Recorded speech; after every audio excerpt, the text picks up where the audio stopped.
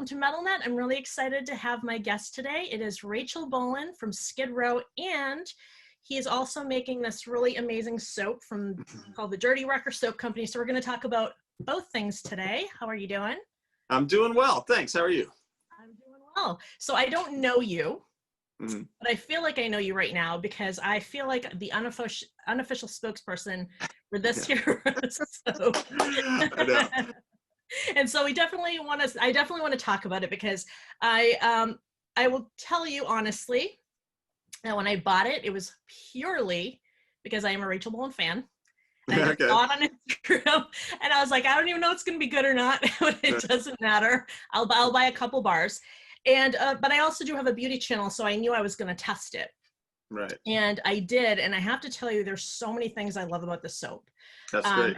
I think at this point you kind of know, because I think I just kind of keep just kind of picking up. But I really, really love this. So I want to learn a lot about it, and then I'm going to tell you what I love about it also, because it's not just like another celebrity doing another thing and slapping their name on it. This stuff's really good. So I want to start with, what inspired you to even make soap? Well, it's an idea I got a while ago, like almost 2 years ago. A friend of mine named Jeannie Basone, she has a small soap company as well. And I tried some of her soap and I was like, oh my God, this is so great. And to preface that, just being on the road as much as I am and all the hotels that we stay in, I just always found myself just dried out, you know what I mean? And having eczema, I was like, this is killing me, you know? And I'm like, I got to get a bar soap and bring on the road. I got to get a bar soap. And it's just something that I don't think of when I throw stuff in the suitcase. But then I brought one of hers on the road and I'm like, oh, this is so much better. So that kind of gave me the idea. I'm like, you know what? Why not? I mean, everybody has a hot sauce. Everybody has a coffee. Everybody has a beer. Everybody has a whiskey. Why not a soap? You know, and if nothing else, I want to really make good soap and stuff that I like. And I just, if it ends up just being for myself, fine. And so along with Jeannie, we came up with a couple different scents, and I just went from there, you know, and I just, my whole thing was it has to be all natural. So I use just essential oils and olive oil, coconut oil, and sometimes I mix in some hemp oil. I'm keeping it very simple because if you're someone that like me, that has, like, I can't use deodorant soap because then I just itch all day. I can't use certain soaps, just bother me, and I get all ashy and dry and whatever. So I just wanted to keep it as simple and as natural and absolutely all natural. And then I had to find time to do it. So we play so much, I really didn't have time. And then everything happened that happened this year. And I'm like, well, I got time to do it now. And I was working on my trademarks and my licenses and all that stuff. And I had that all in place. And then now I found myself with a whole bunch of time. And I just launched the company. You know, we made up I started with 4. I'm like, I'm going to keep it simple. 4 bars. I had tea tree coal, lavender wood. What did I have? Pure unscented, I think was one of them, right? Pure unscented, and then I had one other one. Oh, the did I say tea tree coal? Well, I had 4, I believe. And so I just started with that, and I was like, let's make a batch of each. And 2 days later, I was sold out of them. I was like, oh, okay. And then I started realizing that it's a culture, like it's a subculture. People are really into all natural soaps and artisan made soaps. And so we doubled the production and then tripled the production and now quadrupled the production. And it's just going really well. And I can't tell you how blown away I am by it. And just how grateful I am that it is. And I'm getting people, you know, like yourself, you gave it that really good review, and people that have had, now I'm not making any claims that this gets rid of skin conditions by any means, but people are saying that, yeah, I had this patch on my arm and I kept using the Mother Earth, and my dermatologist is telling me, whatever you're doing, just keep doing it, you know, and whether it's that, but I know I like the feel of it. My girlfriend Layla loves the feel of it. Her and I have concocted some things together, and it's just become a really cool avenue to be creative in a different way outside of music. And, you know, it's cool, man. I'm selling soap. Who Who knew? Who would have thought, you know? It's funny, you actually mentioned eczema. So I actually have psoriasis, and I'm that rare person, and I have it really bad. Like I have to take all kinds of things. I have it really bad. I'm kind of that lucky person. I can use a lot of different things that probably most people with psoriasis would avoid, but I can get away with it. And I like scented stuff and all that. But there are times where I just know better than to do it. And I just want to make it as clean as possible. And so again, I couldn't make any claims and say, oh, everybody with psoriasis should go out to get this, but I definitely trust this because I have super dry skin. And my favorite has been the unscented, but I've tried, I think it was the lemon one. I can't remember the full name of it, but the lemon one, the orange one. There's lemongrass green. And the orange basilica, I think. Citrus basilica. Blue mint was the one I was thinking before. Okay. The mint stuff. That's my favorite. That's your favorite. Okay, that's good to know. Yeah, I like all three of them, but I just tend to stick to this because when I'm in that mode, I just figure why not keep it clean. And I have really dry skin, and I have to say that I was afraid that it would just be a soap, but I kept using the word light in my review video. Sometimes when I watch it, I'm like, oh, she said light too much. But when I came out of the shower, I definitely felt light. You could tell it didn't have extra stuff in it in a good way. So that's really nice. And yeah, I think there's times whether you're somebody who wants to stick to pure natural, or if you're somebody that's like me, where I'm able to experiment a little. I could come back to this. I do actually use this every day, but I try to save it more for my face. Just because you keep selling out. I know, there's no guarantee that I can get more. So I try to get little hoard up little collections. But I think it's a fabulous soap. And actually, I also wanted to mention, I mentioned this in my video, and I think it's worth mentioning. I say it again. I'm a packaging person. I love cool packaging. I am a sucker for cool packaging. I am a glam metal band fan because of packaging.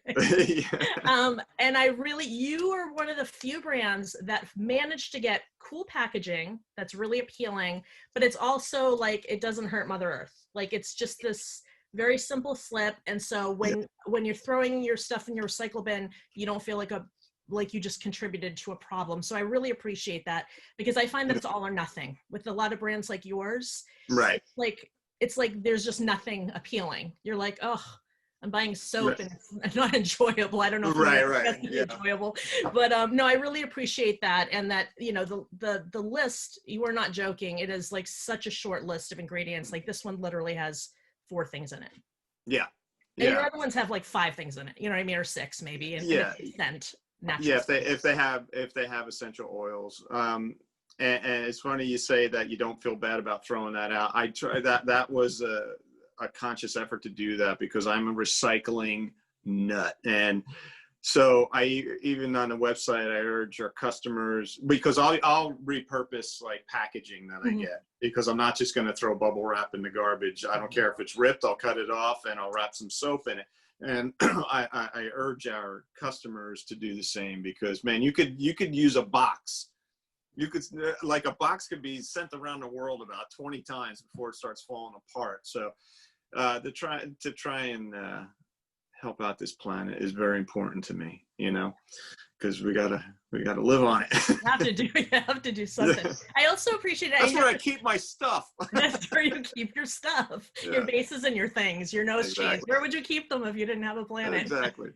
I noticed the first time I ordered it, I got the soap, loved it, ordered it again, and I got picks the second time, which I was very excited about. Was that just kind of like a one-time thing, or is that a thing now where people? No, it's a thing, and like I was waiting for the order of picks to come in, and it got delayed because of everything going on, and I had to get the orders out. Yeah, I had to get. And what I would tell people, if they were in the first round and didn't get a pick, just tell me their name and I'll send you a pic. Right. But yeah, it's no big deal. Now what I'm doing is every order over 3 bars or more, I have stickers made up. These really cool stickers. I got them somewhere, but it's the logo. It's around stickers. Right, so I have something to look forward to from my next order. Yeah, there you go.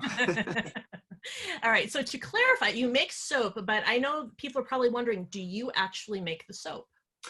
Yeah, some of it, like Layla does a lot. Jeannie does some, and I'll get in there and get hands-on, and especially in the developing of it. But yeah, I mean, I'll if I got a day free, I'll get in there with the mixer and the spackle buckets, and I'll pour into the molds. Yeah. So what's your creative process? So you said you were working on stuff, like in the beginning you had the 4 bars, and then later on you've added quite a few actually in the short time you've been running. What's your creative process for the soap? Well, I mean, you mean how to actually make it? Like okay. What makes you decide that you're going to do like one with hemp, and there's one that you recommend for shaving, that kind of thing? A lot of times it's suggestions. Like I started with those 4, and people were suggesting, like you even suggested a citrus to me. Yeah. And as it so happened, I was in the midst of, we were coming up and we were just trying to find out the delicate balance of citrus and basil, because too much basil could set you off and it just doesn't smell right. So yeah, we tried that a few times, and it's funny you had mentioned that, but people will be like, oh, do you have patchouli, or do you have this, or you have that? And it's also stuff that we like, that the 3 of us are like, oh, I tried this soap and I like this smell, or I had this cologne and it smelled really good. What's that close to? And it's just anything. Like as weird as it is, like I could be standing online at a store and be like, somebody smells really good around here. What is that? Excuse me, what are you wearing? You know what I mean? Type of thing. Just a like kind of R&D, and it's, we're keeping it. I like to keep it at 8 soaps, and then I'll do a specialty every now and then. I got a really cool one that's coming up that's called Celebration, and it's all the soaps in the body of one, not just mix. Like I'll have chunks of stuff, left over, and then yeah, we like cut it up. Soap. It looks like a fruitcake. It looks like confetti almost. You know what I mean? Cool. And so it's the best of all of them, and we're going to do that, and then take some of that money and donate it to charity from it. Nice. So yeah, and so it's cool stuff like that. Like I said earlier, it's just another avenue to be creative with something, and it's really cool because online I'm relating to Skid Row fans on a completely different level, other than music. Or, we saw you guys here, it's about, wow, I got your soap. It's really cool. You know what I mean? And whoever would have thought in a million years. Changes up the conversation. Yeah. So it's really cool. And just to, just to stay in touch with the people that helped me to where I am today, Yeah. So your business grew so quickly, and I think you said it even surprised you. So normally I wouldn't ask somebody this so early on in their business, but since you've been so successful, have you thought about doing other things within this company, like lotion or whatever it may be? Yeah. We have a couple ideas that we're working on now, but the thing, one of the first rules of business is don't expand too quickly. Right. You know what I mean? If you open a pizza joint and it goes good for a year, you don't open a sister one across town right away, so that we're just taking it slow, and keeping the assortment to a manageable, logical amount of soap. Like I said, we're keeping it at 8, and I'll do a specialty every now and then, but there, it's just, for me, like if I go somewhere, I go online and they have so many choices that I have to read and read and read. I'm like, oh man, I can't do this. My attention is gone. You know what I mean? Yeah. So, and plus it's just like, I'm all about quality control. I don't want to get too much stuff out there to where like it's just not, we have to rush through it. I'm all about quality control. Yeah. And these literally get made like basically in your home or your business partner's home. We got a little shop. We got a little shop. We took a room and turned it into a soap factory. So but now it's getting to the point where we're probably going to have to go and get a place that, it's good now because we don't have any guests coming over because you can't go anywhere or do anything because all this craziness that's going on. But yeah, we're definitely scouting out places. So yeah, well, good for you. You really created something beautiful, and it's nice. It's always fun to like get celebrity stuff or musician stuff, but it's really cool to see one that like is really, really good. Like I wasn't planning to order a second time, you know what I mean? Like, or placing a third order, or so yeah. So thank you for your amazing soap. So there's that. You're welcome. Thank you. So now let's talk about the other thing that you do when you're not making soap, which is to make music. Yeah. I can't remember that far back. And I wanted to know, like, how old were you when you got into music? Like, forget about metal. Like, when did you really just realize that like music is a thing that's important to you or that you're really into? Well, man, I'm the fourth out of four kids, so, and parents that were music fans. So there was music around my house at all times, whether mom was listening to the Sound of Music soundtrack, dad was listening to polka because his best friend was Polish, so he got him into polkas. My dad loves harmonica. I loved harmonica and accordion, so we had all this stuff. So my oldest sister was like the Beatles and the Stones, and my brother was like Chicago and the Doors and Hendrix, and my sister closest in age was like Alice Cooper, and she liked a lot of folk rock like Melanie and James Taylor and Carly Simon and Carole King, all that stuff. And there was music around me, and I could just go pick and choose from everyone's record collection and listen to it. And we always had this gigantic stereo in the living room that was pretty much going at all times, except at dinner time. And sometimes it was even going at dinner time, But then I started, like, my sister turned me, like, Alice Cooper really grabbed me. And it was, I remember, I believe I was in kindergarten, and I brought the Alice Cooper Killer album to show and tell. and it had it was a gatefold, and it had the 1972 calendar along the bottom, and it had him hanging, right? And so I brought it. It was a snake on the front. I was like, this is Alice Cooper record, Killer. And the teacher's like, Killer? And it's a snake on the front. And then I open up, and this is him hanging. And she's like, closes it, called my mother, had to come pick me up.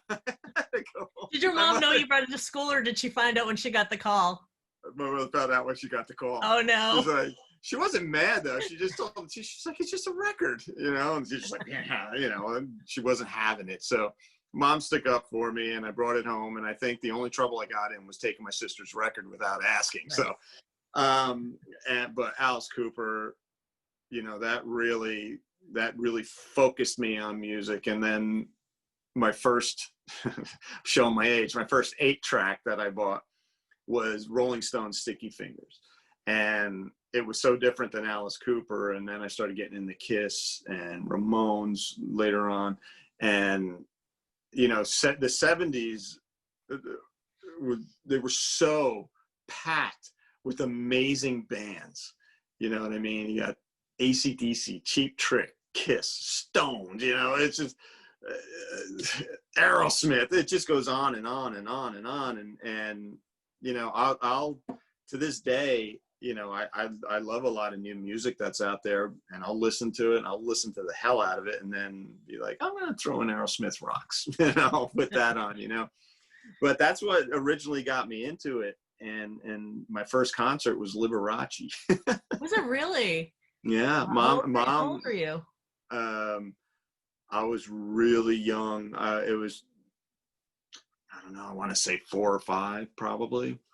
And mom loved Liberace, and my grandmother loved Liberace, and dad got them tickets, got all of us, and the 4 of us, and we went. And I just remember the lights going down and the people going crazy. It was just him and a piano, and just the volume of it, and just seeing him play. And then the encore, I'll never forget. I told so many people this story, and this was, let's see, if I was 5, that's like 1969, right? So I just remember lights were down and people were going crazy. And as a little kid, when it's all dark, if my parents weren't like right next to me, if I was in the dark with all those people cheering, it probably would have freaked me right out. But I just remember he comes out and he hits first chord on the piano and his suit lights up with like thousands of lights. And then he hits another chord and the whole piano lights up and this big chandelier lowers from the ceiling. And I was like, I am doing this. I am doing something like this at some point in my life. This is my course. And I'm thinking all this. I'm just like, I have to do this. I want to do this. You know what I mean? And, you know, at that time, you think you're going to be a fireman or a race car driver and stuff like that. And yeah, that all went out the window, you know, and yeah, I all the way home, I couldn't stop thinking about it. I went to school telling kids about it, and they're just like, Liberace. Yeah. They're like, no, you don't understand. It was so great. It was so great. Well, that happens with a lot of people where you're like, somebody will tell you they went to the show and it was so great, and you're like, really, that band? You know what I mean? Like, yeah. You don't know till you go and see. So how did you get from seeing Liberace on a piano and seeing him do this amazing thing to like deciding to be a bass player? And when did that happen? I imagine it wasn't, you didn't start playing bass when you were little, did you? I was probably almost 12. Okay. So I was pretty young. And honestly, what got me is a picture of Gene Simmons. And I'm like, blowing fire and he's spitting blood. And I'm like, I want to play what he plays. And that's what I didn't even know what a bass was. So I brought the picture down to my parents. I said, I want to play this. And they're like, what? And my mom's like, the bass? And I'm like, no, the bass. It's called the bass. And that was it. For that Christmas, they got me a bass. And I started playing. I took lessons for about 6 months. And taking the lessons was really boring because I'm a horrible student, and I didn't want to learn music theory. I didn't care about the circle of fifths. I didn't care about any of that. I just wanted to play songs. And they were teaching me, you know, Christmas songs and, you know, Camtown races and just stuff like that. And I'm just, I don't want to play this. I want to play Kiss. But it did train my ear to listen for bass, and my ear still to this day automatically goes to the bass line. So I borrowed my brother's Deep Purple record, Machine Head, and I put that on, and the bass is just so out front on that record that I just played it to the best of my ability, every single song. And I was like, this is fun, this is good. And then I heard the Ramones, and I'm like, wow, this is so much easier to play than Deep Purple, you know. And it expanded my palette. And yeah, a lot of people are surprised that I was a bass player first, because usually a lot of bass players were out of necessity that were guitar players, but they couldn't find a bass player. Right. So they switched over. I was a bass player from the start, and always had a gig. Always had a gig in my hometown. So you started playing when you were 12. When did you start like playing with other kids, you know, like inviting kids over to jam? And like when did that turn into a band? I think that was the same year. My friend, this guy Damien, I was in 7th grade, I think. Maybe it was 6th grade. I don't remember. But he was a drummer. He was a couple years older than me. And I always heard about, we weren't even friends yet, and I heard about what a great drummer he was. And he came up, and he was really tall. And he goes, are you a bass player? And I go, yeah. You know, he's like, are you good? I go, yeah. You know, I've never played with anyone. I just had to be cocky, you know what I mean? And he goes, well, you should come over and jam with my friend and I. His friend was a guitar player. So I did, and we formed a band called Magic. So it was named after the Anthony Perkins movie. Where, yeah. And actually, somewhere around. Is it a good movie? I don't know it. It is. It's an Anthony Hopkins movie about a marionette that he thinks comes to life, and it drives him crazy. Oh. And it's really cool. I went back to watch it, and it didn't have the same impact it had, but it was still pretty cool. So we named the band after that movie. And it was cool because I designed a logo, and we played Battle of the Bands, and, you know, a couple of them. And Our first gig was at Manasquan High School in Manasquan, New Jersey, and it was fun, man. There was a couple other bands. We did all Kiss songs except for one ZZ Top song, which was Tush, the easiest one to play. So yeah, we did, everything was Kiss. I think we did one Rod Stewart song too, because I remember our singer being able to sing Rod Stewart really well as a teenager. So we did that. Very cool. Yeah. Do you know any of those people still, or like? Well, unfortunately, my friend Damien, the drummer, passed away a few years ago. But and then Jack, who was the guitar player, we lost touch. Yeah. I had heard from him. Man, it's going back. It's probably 12 years ago or something. Maybe even more, because I think it's more, because I think I was still living in New Jersey at that time. So about. Yeah, probably like 99, 2000, right around there. Yeah. Yeah. Cool. That's cool. And then how many bands were you in before you met the guys that you formed Skid Row with? Oh, man. Like, was it a bunch? Were you that kid that was just like, I'm going to be in a million bands until I find... Well, yeah, it was one after the other. I never played in more than one at a time back then. But yeah, there was a good 10 bands, that I was in at least. Before I met Snake. Yeah. I tell a lot of kids and like up and coming musicians or that want to really get serious about it, that get frustrated, because I'll hear how frustrated they are at their band or whatever, and I'm like, man, you're 17 or 16, however old they may be, and I'm like, you're going to get frustrated, but this probably isn't the band that, if you're not liking the situation, then this probably isn't the band you want to be in. And you're probably going to be in a hell of a lot more. That's going to make you grow. My friend's son, he was in a band with a few people, and he didn't want to leave because they were his friends, but he didn't feel that the band was going anywhere, and he didn't feel that he could really, because he's a talented kid, like super talented, writing and a great guitar player, and he met a singer, and she was a really good songwriter, and he was really battling because he was in a band with his friends, but he took it super serious. Like, he's a lifer, and you could tell, and I knew from when he was a little kid, you could see it in his eyes that he is a lifer, and he's going to do this. And there's no, there's no other option than success. And you could see that in his eyes and just hear it in his voice.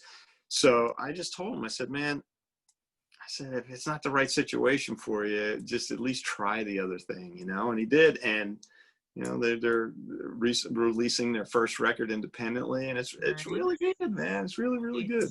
That's great. Yeah. I know loyalty it's probably a tough thing when you're young, right? You want to be loyal to your friends. You don't want to be that person, but if you're serious and they're not, it's two different things you're talking about there. Yeah, and what someone told me and gave me the best advice, if they're really your friends, they're going to be your friends after you leave the band too, and that was the truth. Because the guys like the guy Damien I was telling you about, we had a band together, and then I met Snake, and I said, listen, dude, I'm going to do this. And he's like, cool, and then once we got successful, he was at all shows that when we played New Jersey as my best friend, you know what I mean? So it's cool.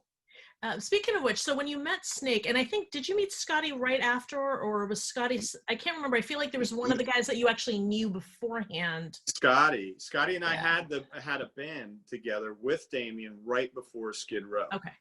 So, so when that band disbanded, right around the time I met Snake, a little after the time I met Snake, he was working at a music store that was down the street from my house, and I'd see him in there all the time. And one day he's like, hey man, are you still playing? I was like, yeah, I play with this guy Scotty. He didn't know Scotty at the time. I said, I play with this guy Scotty. I said, we have a gig coming up if you want to come.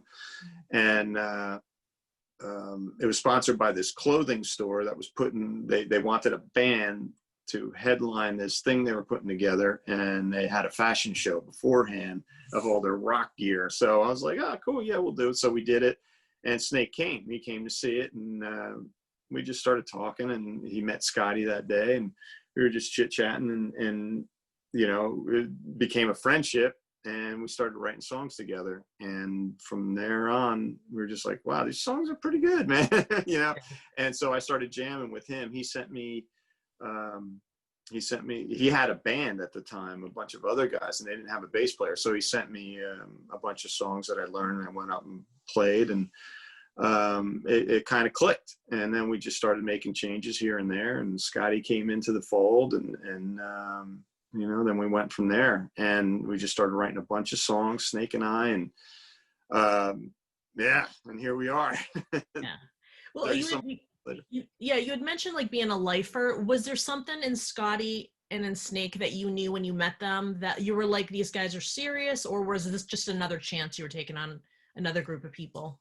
No, because the way I met Scotty, we were looking for the other band before Skid Row. We were looking for a guitar player, and I had a pad next to the phone, and my mom, you know, whether I was at my friend's house or wherever I was, my mom would, we put an ad in the newspaper, in the music newspaper that did like the whole tri-state area, and she took a whole bunch of calls, and I'm like, just write where they're from and write their number down and how old they are. All right, cool.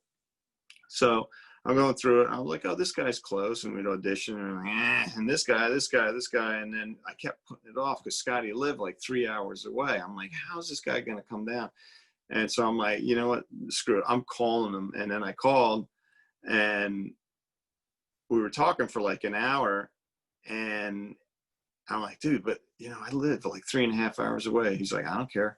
He's like, man, you know, I'm going to come down. I want to come down, at least audition, and at least let's get together. He's like, we hit it off on the phone. Let's just, so he came down, and it was the three of us, and we played, and we were like, whoa, did this just happen? And the whole thing that told me that he was serious before he even played a note is the fact that he was going to drive 3.5 hours down to New Jersey, because he was in upstate New York. He was going to drive 3.5 hours all the way to Toms River, New Jersey. It probably closer to 4 sometimes. And he did. And we played. It was great. We talked. We sent him a tape, and he played all the songs. We talked for a while, and he drove home that night. And we were both like, we got to get this guy. This guy is in it. He's in it for the long haul. And so we called him, and we had that band for about 3 years. We went through a couple different singers, and yeah. And then when that band disbanded and I started playing with Snake, and, you know, Scotty and I stayed friends, and I said, I said to Snake, I go, we should bring Scotty Hill into this, man. Your two styles will work so well. He could write, he could sing, he plays so good. And so he came down and he played, and we were like, yeah, man, this works, you know? And yeah, I've known Scotty, wow. Right. Let's put it this way. I bought Scotty his first legal beer. So, really? Wow. Yeah. So known him for about 35 years. Wow. That's crazy. Yeah. Right. Yeah. So, and how long were you guys, did you guys go through a bunch of singers and drummers before you landed on the lineup that recorded? We had a drummer, and then it didn't work out with him. So when we went to do, and he got arrested the night before we were supposed to go do demos, like our first real professional demos. And, you know, Jon Bon Jovi was going to be there. And so we're like, dude, you know, and Snake grew up with them, and we now at this point, we knew him and stuff like that. But it was all the way out in Philly at a nice studio that Jon was footing the bill. This dude gets arrested. So we're like, all right, what are we going to do? So Jon goes, Tico would do it. So Tico Torres actually played on our Oh, that's so birthday. cool. Yeah. I didn't know that. I never heard that And it one. was just like, I was like, wow. It was just a different level that I was used to. Not saying the guy we had was bad or anyone I played was bad, but you're talking a guy that had so much experience and just it was so versatile. And just listen to the songs from his drive from New Jersey out to Philly, which is an hour and a half, and we had 4 songs, and just came in and destroyed. And I was like, that's phenomenal. Yeah, it was unbelievable. So that was pretty cool, man. that was something else when that happened. Who were Bon Jovi to you when you had that experience? Like, you're doing this demo, Jon Bon Jovi is like, you know, he's there for you, he calls in Tico. Who are they to you? Because at that point, I'm imagining you didn't necessarily have a personal relationship with them. I didn't. I didn't at all. I mean, from what I knew, when I first got introduced to Jon, it was in a rehearsal room where we were playing with, I mean, we still had, now that I'm thinking about it, we still, Rob or Baz weren't even in the band yet. But that's when I met Jon. He was always super cool to me, you know, and always really friendly anytime I saw him. And he gave really good advice about songwriting and stuff like that. And I listened and absorbed everything that he would say. Was he like Jon Bon Jovi in like capital letters yet? Or was he, I mean, I'm sure he always had a huge fan base, but Slippery wasn't that person yet? Slippery wasn't out yet. Okay. So, but, you know, I mean, he was seasoned, you know, he's a seasoned veteran, touring. And I think, what was before that, 7,800? Yeah. Yeah. So they were touring on that, and just super chill guy, really funny, still is, you know what I mean? He's hilarious. But yeah, and he was always really cool to me. But you know, him and Snake grew up together. They were bros. Yeah, so when he introduced me to Tico, or us, Snake also knew Tico. The rest of us did not. And you know, the first time I ever went to a radio station, Jon took me there in Philly because, sorry about that, I was done my tracks, and Jon goes, "Hey man, I'm going to WMMR. MMR. You want to come with me?" And I was like, "Yep." And so I just watched what he did. I kept my mouth shut, and I just watched what he did. And I was like, man, it was a really good learning experience. Yeah. And then with the demo, is what happened with that demo, and how did you get from there to that first album and hiring Rob and Sebastian? We did a bunch of gigs, played a bunch of songs, and we just went and Snake and I literally just went knocking on doors in New York, you know, just playing the stuff for people, and they liked it. They thought we were strong songwriters, and then we started replacing people in the band, and then once we got the original lineup together, you know, because we had done a couple shows with Bon Jovi when Matt Fallon was singing, and then after that we replaced Matt. But I mean, even when the band that you know, with the 5 guys, we Snake and I, we weren't signed, and Snake and I still went banging on doors, you know, literally walking in the winter through snow in New York City. And if you've ever been in New York in the winter, it's so much colder than everywhere else surrounding area. So we went, and just, you know, some people took us in real quick. We had appointments with some, not so much. But you know, I look back on the experiences very fondly, because Snake and I still laugh at some of the stuff that happened, you know. We'd sit there and we just talk shit, you know. It's like, try not to be too cocky, but trying to be cocky or confident like enough. Confident, yeah. Yeah, confident enough where they take us serious, you know, because it's like, But every time we would say, yeah, and Jon Bon Jovi produced our demos, they'd be like, oh, really? Because at this point, he was hauling ass, stuff was happening big. So.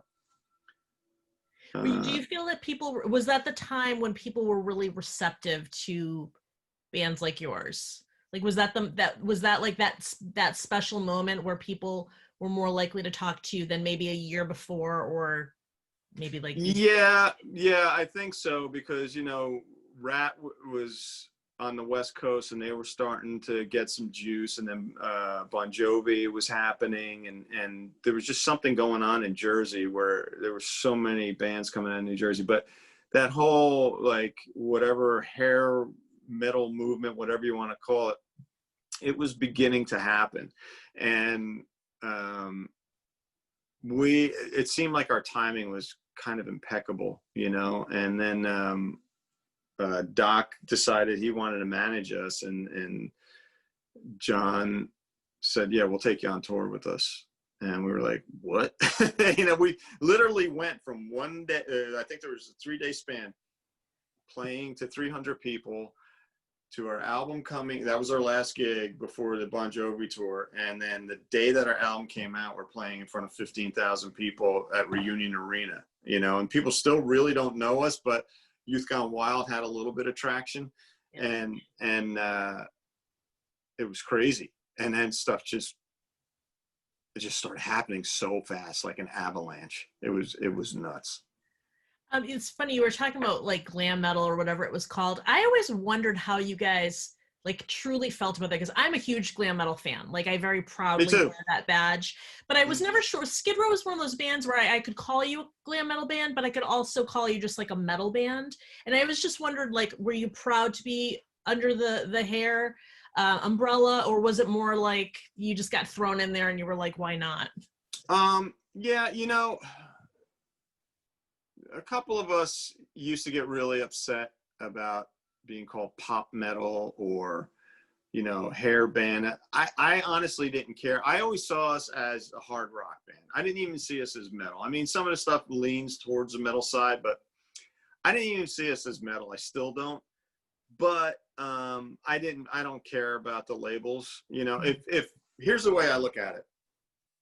If one guy calls you glam, if another guy calls you pop metal, another guy calls you heavy metal, another guy calls you hard rock, another guy calls you hair metal, you're getting all those different people to come see you. You know what I mean? Yeah. And we do have a very diverse crowd. Like, we'll see t-shirts, like we'll see Slayer shirts right next to a guy wearing like a Poison shirt, right next to a guy wearing like, who knows, like a Stone shirt. So it's like, or a Nine Inch Nails. We see, and that's awesome. That is purely awesome. That means your demographic is pretty wide. You got a pretty wide demographic. So I don't care what people call us, honestly. I know what I see us as. I see us as a hard rock band. A hard rock. Yeah. I feel like a lot of people say that. Like, I feel like Lizzie Hale, I read somewhere she was talking about, she sees herself as a hard rock or something to that effect.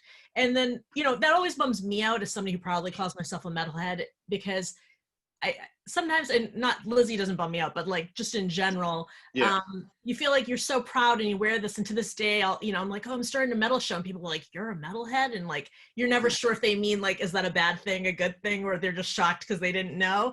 Right. So there's so many bands that they're just like, we see ourselves as rock or whatever, and sometimes I'm a little bit like, oh, why can't you just be metal and be proud of it? Metal, I totally get where you would see yourself, and a lot of people see yourself as a hard rock band, because if you're thinking of metal as being like Maiden or certain Priest, totally, then most of the bands I listen to wouldn't really even qualify as metal. Really, they're really just heavy rock. No, right. I wouldn't even say hard rock, but like heavy rock. Right.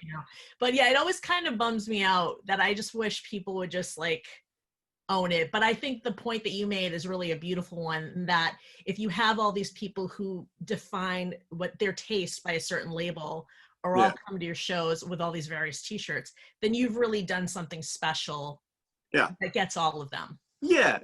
Like some what did I see at our show one day, and I'm like, what? It was so different than us. It was like, oh man, what was it? what's the Al Jorgensen band? My brain is like fading here.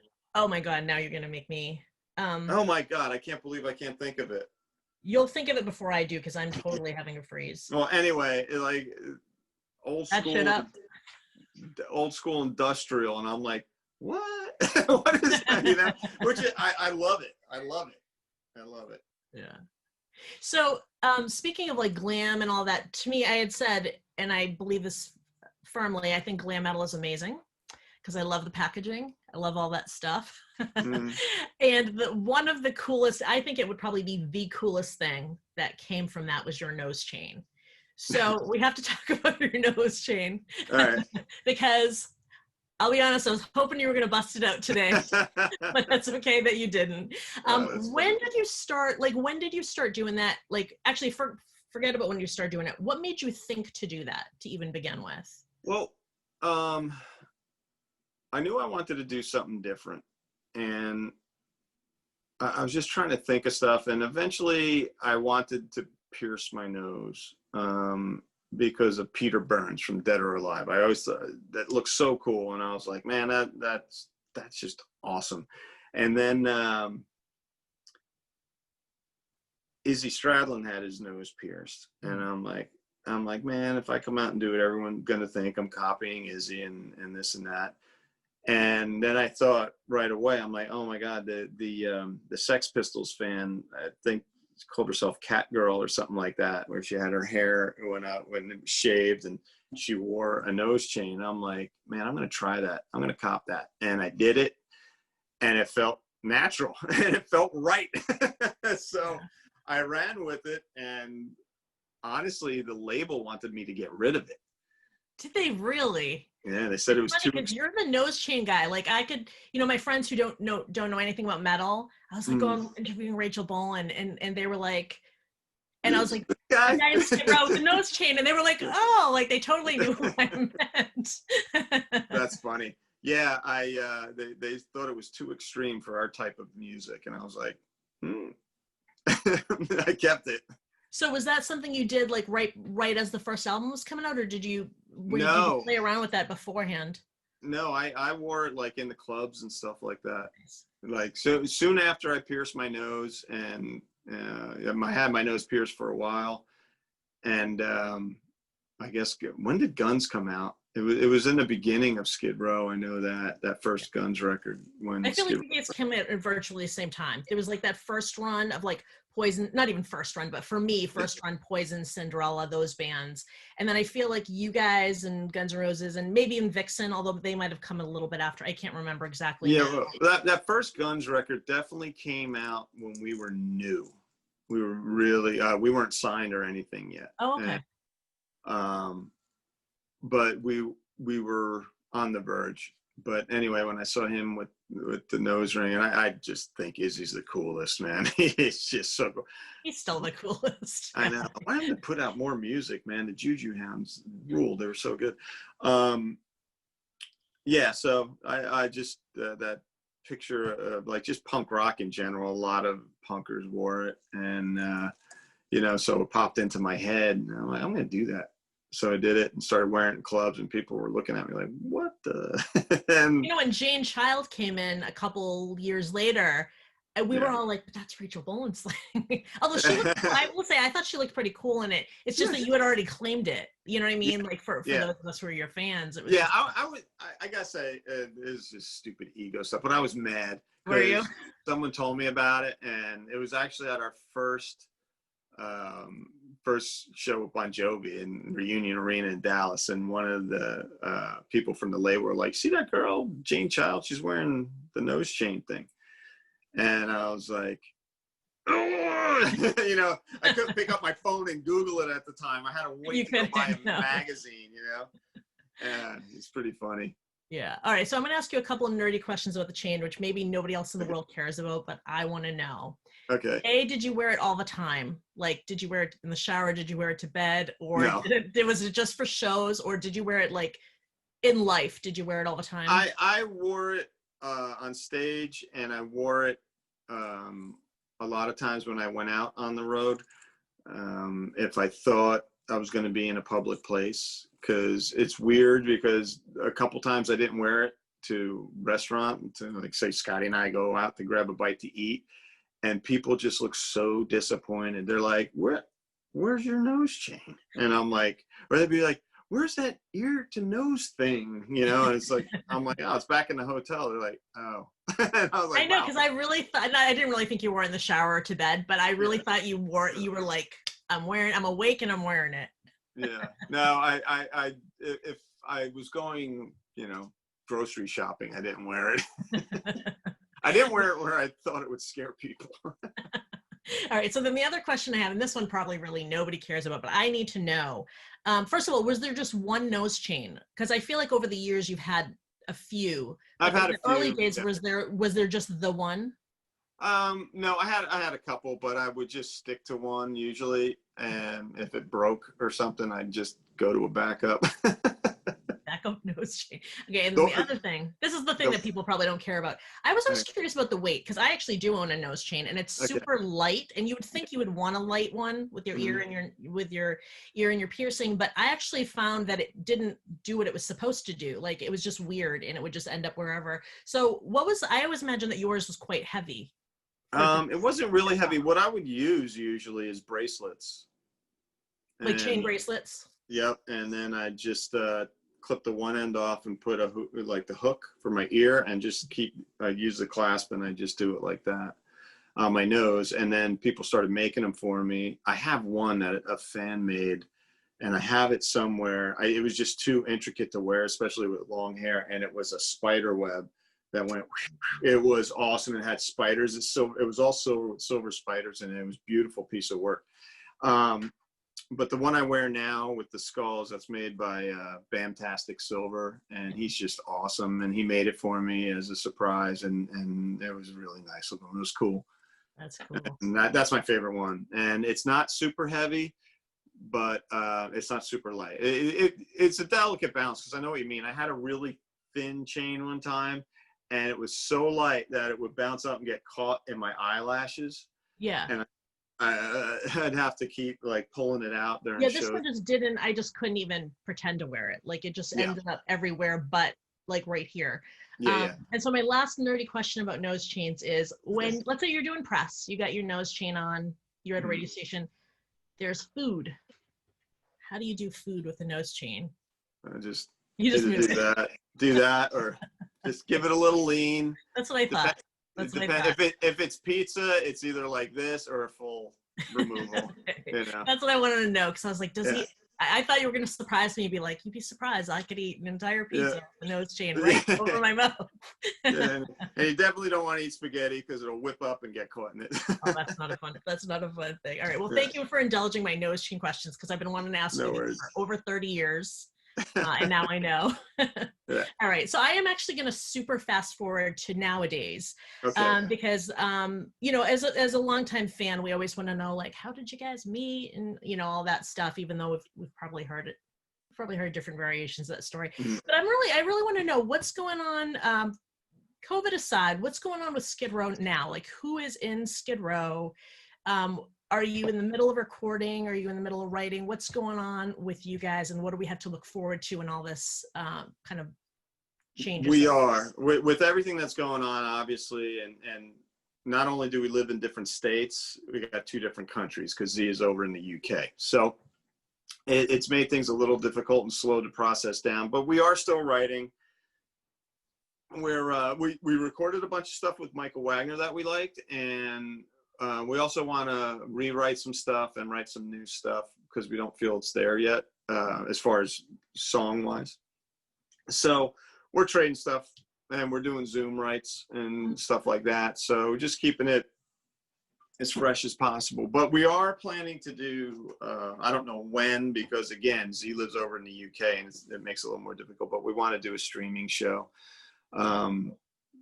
It's a lot of people are doing it, and it's necessity at this point if you still want to see your favorite band. So we plan on doing that, and we got a bunch of stuff cooking, but we're working.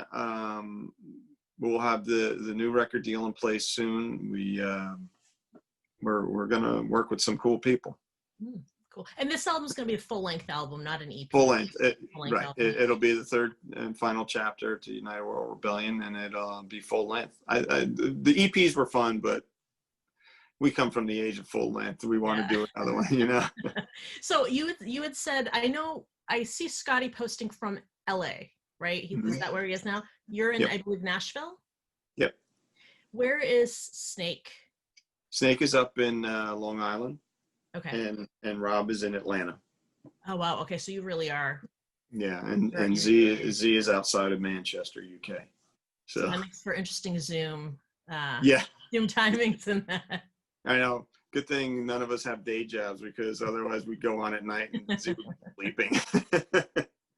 I did hear you talking, I think you were with Eddie Trunk, about your songwriting sessions over Zoom and how, I mean, we didn't grow up with Zoom. Zoom is like super new. I mean, I think to anybody in our general age range. What's the songwriting been like? And is it like the 5 of you jumping on, or is it like 2 and 2, or how is it? How are you doing, and how is it different? I know it's different, but like in terms of connection, how is it different than it is normally?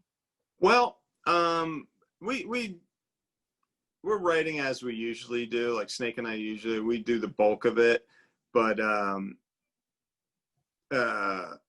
you know, we haven't done a multi-Zoom call. It's been Snake and I, and we'll do it. Sometimes we won't even get on. We'll just do it on the phone and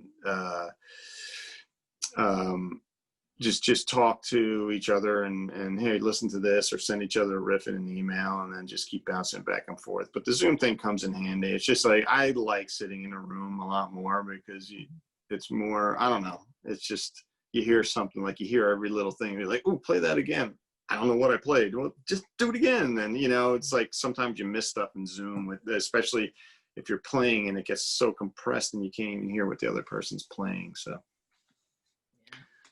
Cool. Well, I'm excited to hear the next album, and I'm excited for the next tour. Do you guys have, like a lot of bands, did you have to kind of rebook some that you already had scheduled and then you launched it, or are you a clean slate? Well, actually, we had about 100 shows that we just completely pushed. I mean, we're supposed to do that summer tour that got completely canceled. It was us and Rat and Kiefer and Slaughter, and that just got completely canceled. But we had about 80 to 90 shows of our own that we just kind of picked up and put in next year. And we were supposed to be in China in March of this year, and that got pushed to March 2021. Now it's got pushed to 2022. And I'm just hoping this stuff gets worked out so we don't have to keep pushing. I mean, I'm enjoying the time off in a weird way, but I don't want another year off. I want to play, man. You know, we're all looking forward to going to shows. I think that's the biggest thing for a fan, is just really going to shows in a real way. I respect and appreciate all the bands that are doing, like Doro Pesh is doing this, like, I don't know if it's like a drive-in theater or what, but basically she's been doing some shows which looked really cool for like the handful of people who could go. And I've seen other people do creative stuff, but it'll be nice when we can just kind of like almost pack back in. I know. Shoulder and just like, yeah. I cannot wait. I think we'll appreciate it even more than we did before. I really do.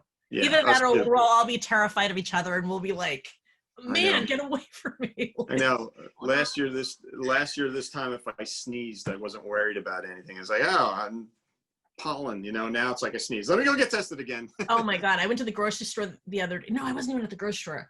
I was outside. I was walking outside and I needed to sneeze. And I was like, oh my God, are people going to freak out if I sneeze? I need to sneeze. I can't not sneeze. Okay, I'm just going to sneeze. And like, luckily nobody reacted. And I was outside. I mean, there wasn't even anybody like super close to me, but it's just so funny the things we think about now that we just didn't even think about before. Yeah. All right. So I got one last question for you. Okay. And it's for any musician, young musician or older musician who really, really wants to play metal, start a metal band. What advice do you have to give to them, musician to musician? Musician to musician is always unconditionally believe in yourself, even if no one else does. If you have the support of someone, man, that is such a bonus. I was lucky enough to have the support of my parents. And but believe in yourself and believe in the music that you make. And in the same breath, listen and ask questions and take people's advice. You don't always have to use it, but just listen to people's advice. If there's someone more experienced than you at something and they say, well, try it this way, try it. It's not going to kill you. Just try it. But most of all, just believe in yourself. You have to, because when you believe in yourself, it's contagious and it makes other people believe in you. Sometimes even if they didn't at first, but yeah, there's nothing stronger than confidence, you know, and just be open-minded about music and writing, and, you know, just listen to people's advice. And I was a question asker, and don't be afraid to ask questions. You have to ask as many questions as you want, even if it gets annoying, you know. 9 times out of 10, people are going to want to answer your question. All right. Well, thank you so much. You're welcome. Thank you so much for being my second guest. I'm very excited about this channel, right. and I'm excited I got such amazing people. I got Britt Lightning as my first guest from Vixen, who's amazing, who also liked your soap. I found, because we discussed it during a master class with Eddie Trunk. That's how it came up. Is I was just telling them about my video that I made for the soap, and she was like, "It's really good." That's great. I was like, "All right, there's 2 of us that can vouch for it." But thank you for making such amazing soap. Truly, it's like I said, I'm always that person that's like, ooh, celebrity did a thing, I have to try it. And it's really nice when you get the thing and you're like, I didn't know I was going to want to buy it again and again, you know. So thank you for making good soap. I don't think you need luck, but continued good luck with the Dirty Record soap. And most of all, I am really, really excited for the next Skid Row album and to like come up. Me too. Guys. And it's going to be amazing. And thank you again for coming on. You got it.